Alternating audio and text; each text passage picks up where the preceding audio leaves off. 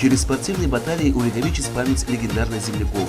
Такова одна из целей республиканского турнира по национальной борьбе «Креш» на приз заслуженного работника сельского хозяйства России и Татарстана Зуфара Шайдуллина.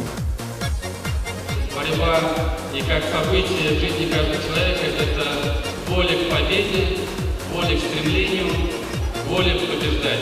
Соревнования мы проводим это юношеский турнир. Юношеские турниры, он всегда очень красивый, честный. Хотя и прожил на свои неполных 60 лет, во благо развития региона сделать успел немало. Почти 20 лет бессменно руководил совхозом имени Токарникова. Во многом его стараниями в селе Корейкино появились самый крупный в республике животноводческий комплекс, жилье, современная школа, дворец культуры, спортивные залы и ряд других социальных объектов.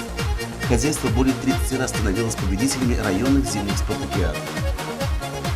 У традиционного турнира 10-летняя история. Ежегодно на борцовские ковры выходят сотни мальчишек и подростков из разных городов и районов республики.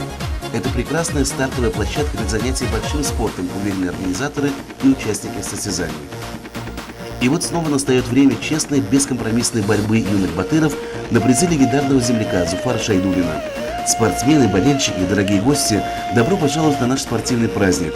Мы ждем вас. 11-й турнир имени Зуфара Шайдуллина состоится в субботу, 19 марта по адресу Альметьевск, улица Белоглазова, 62А, спортивный комплекс компании «Татнефть». Начало в 10 часов.